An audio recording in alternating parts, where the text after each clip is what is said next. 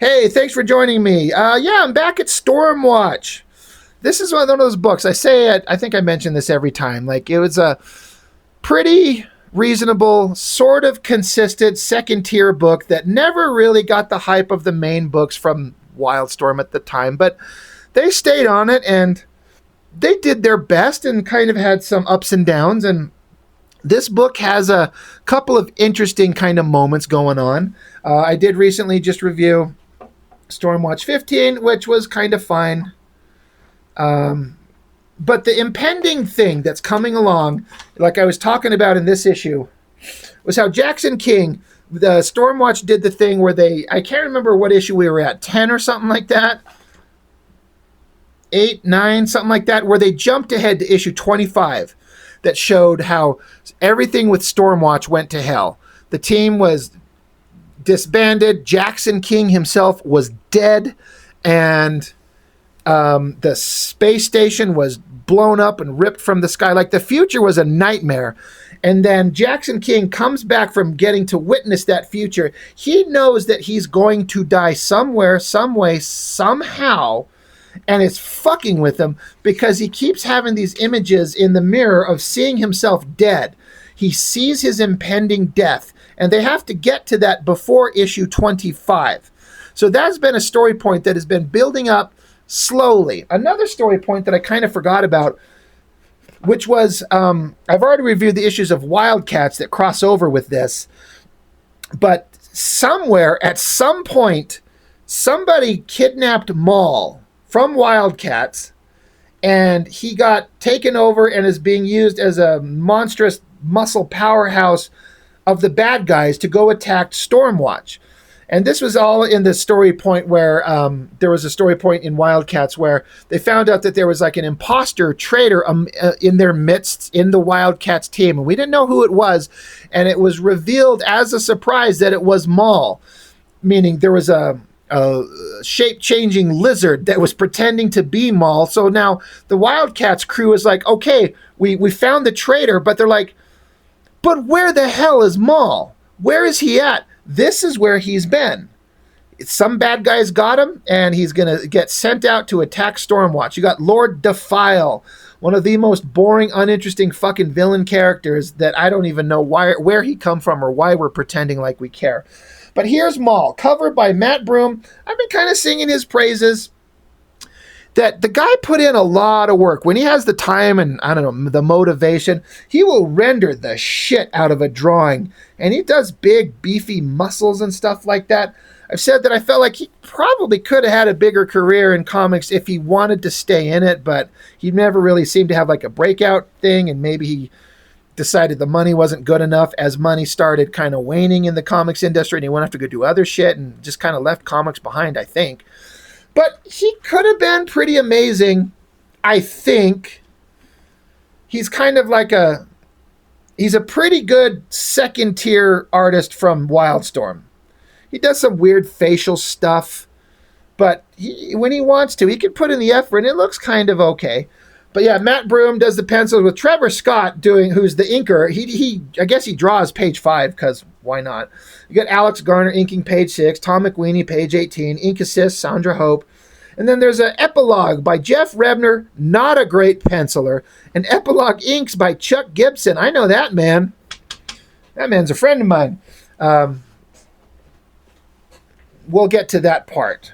But yeah, but the setup is that the Stormwatch team had to go down to Earth, and because they're like, there's some giant monster that has a bomb strapped to him, and he's going to blow up something, and it's going to fuck everything up. I think he's supposed to be on a volcano, I think was what they were saying. So here's the Stormwatch team: Battalion, Diva, Fuji, Winter, Hellstrike, Fahrenheit, Cannon, Strafe. They're coming down in their jet. Hell yeah. We get there. And yeah, they're kind of at a volcano opening. And there is now, I don't know if they told us, because they don't know who this is. And I don't know if we were supposed to know that this was MAUL from the Wildcats. But I mean, he has the same color scheme and the big giant tusks on his back. So I guess it's kind of obvious. But for some reason, my memory, I don't seem to recall having 2 and 2 put together until later. I don't know. But the team shows up. It's, when we got to have a dynamic shot of the characters doing whatever the fuck, we got to put the girl's ass front and center. And I kind of get it. But we show up. Holy shit. Giant purple monster. We better stop him because this is bad. Yeah, like, probability teams are postulating that if the bomb detonates and ruptures the volcano, the whole island is going to sink. I don't think that's how that works. I don't think that you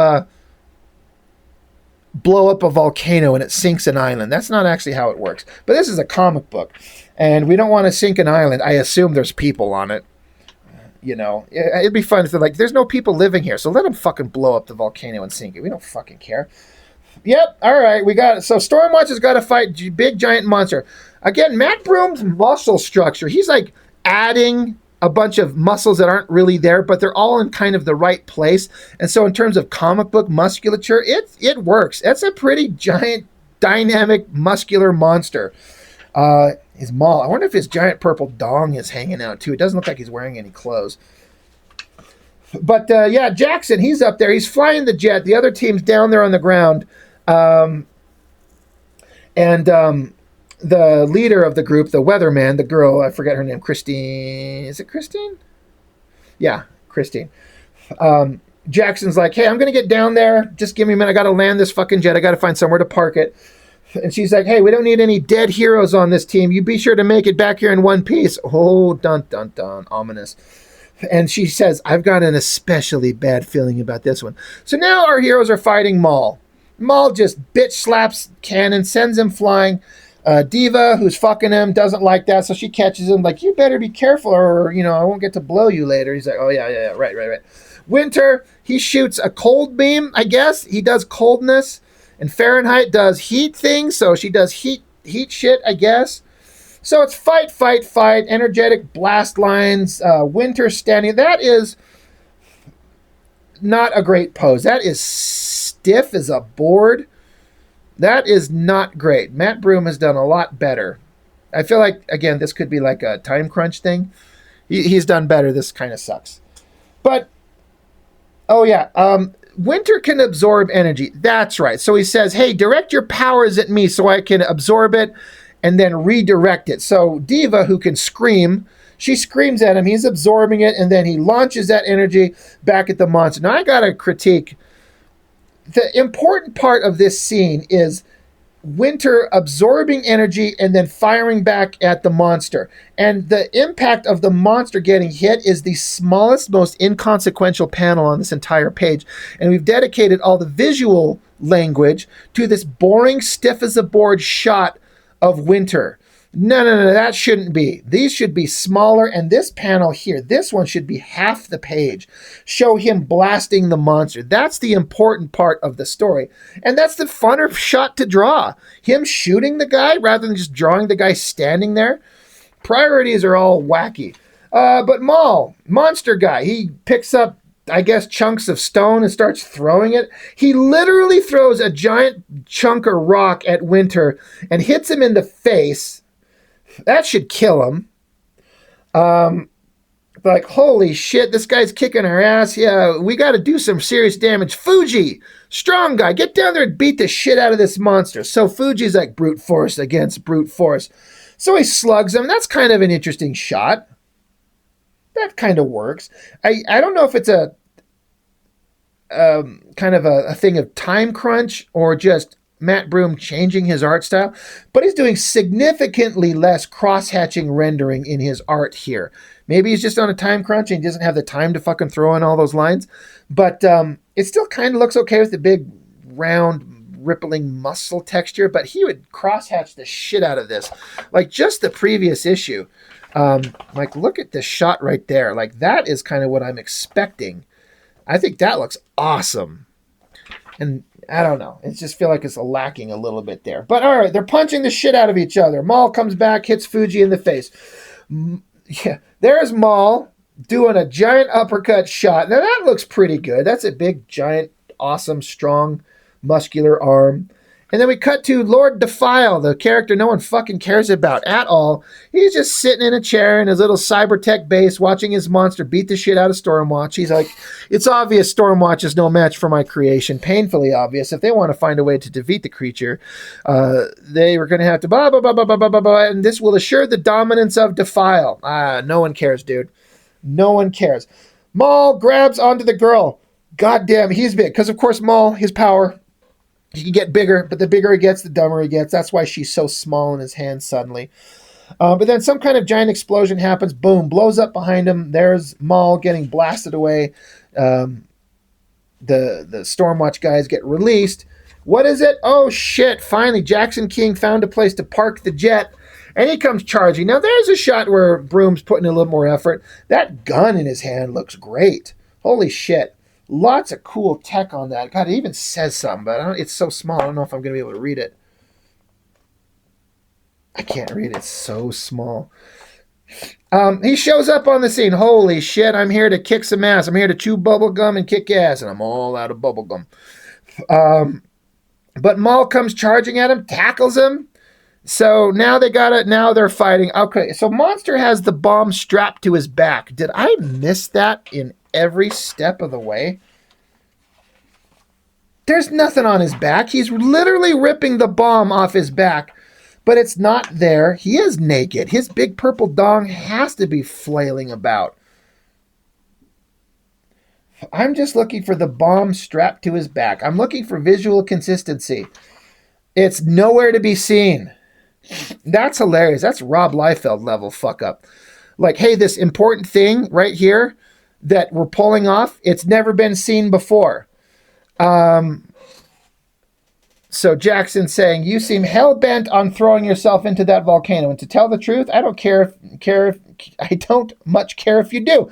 But there's no way I'm letting that bomb go with you. So he's ripping the bomb off his back. And then he says, come on. Why does he say that? Why does he say come on as he rips the bomb off? So then I guess MAUL is down. The bomb gets ripped off his back, and now he's out.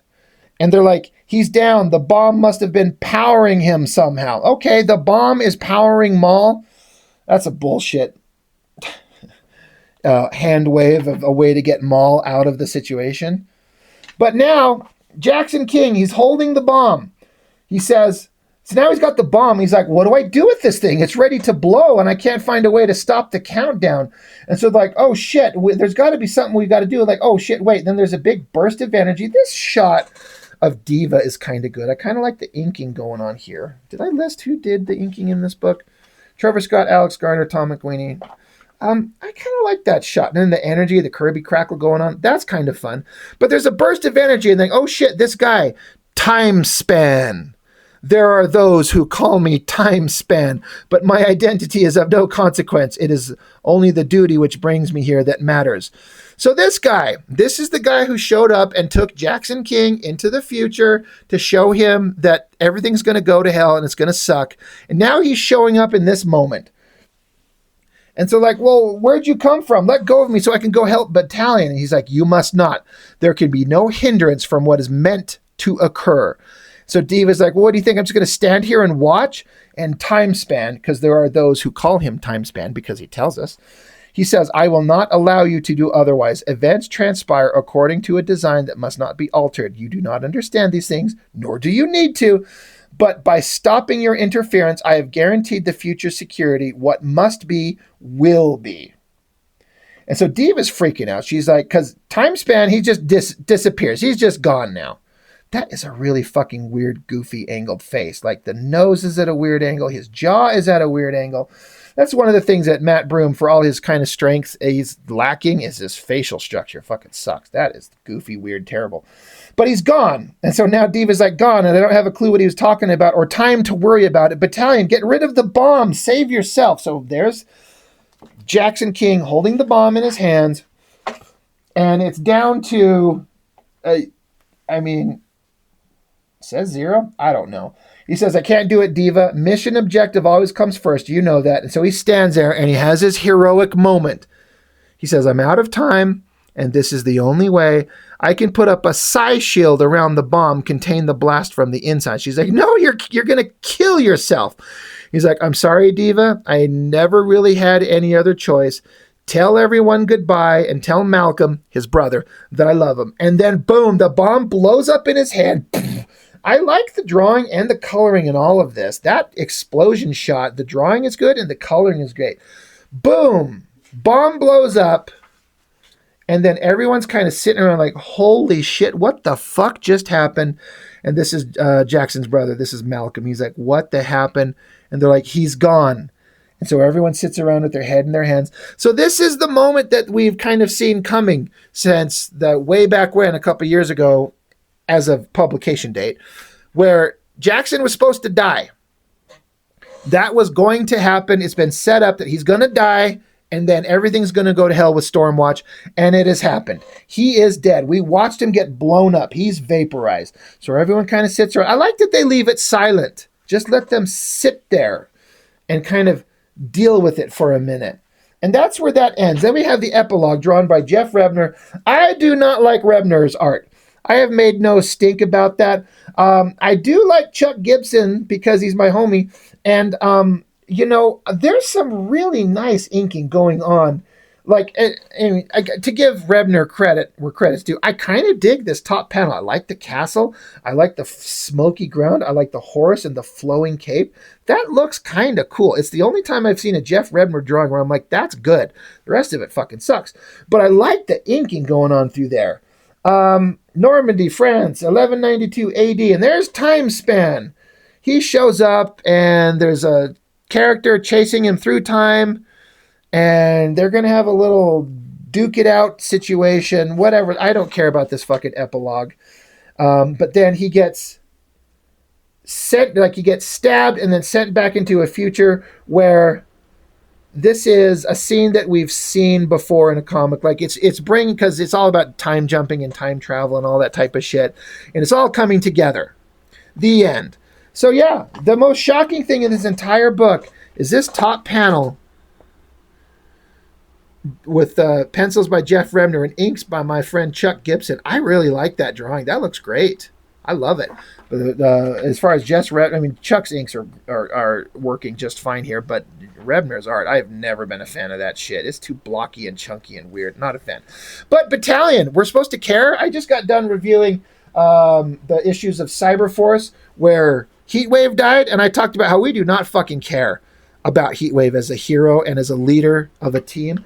I gotta say, I feel like there's a little bit more humanity and character built into Battalion. I like him as a character better than I liked Heatwave. And so they have a gallery of shots, the hero's dead. Here, let's show a gallery of him being awesome. This Gary Frank, those are some hella awesome, crazy guns. This one, Mike McCone, I think it is. Kind of the proportions on this guy is a little goofy, but it's kind of fine, him surrounded by all the team, the characters. Another shot of him there. I think it lists John K. Snyder. I don't know who that is. That's kind of okay. And that's Michael Lopez. It's kind of okay. That's pretty good. Alex Garner? It says Garner. Yeah, Alex Garner. Pencils and inks on his own. I don't know that I've seen him actually draw. That's pretty good. That, again, great gun. The smoke back here looks like a bunch of smoke titties or something like that. That's kind of weird. And then Roger Cruz doing his Joe Mad impersonation. It's kind of fine. In a way, that might be my favorite drawing. And I'm not a huge fan of Cruz, but that kind of works. A giant tech on the upper body. And then Jeff Johnson and Dan Panosian on inks. That's a pretty good shot. I like the tank. But anyway, it's just a gallery of shots of Battalion because he dies and we're sad, theoretically. But it's kind of to honor the character. Spoilers, yeah, he's not dead. He'll come back, no worries.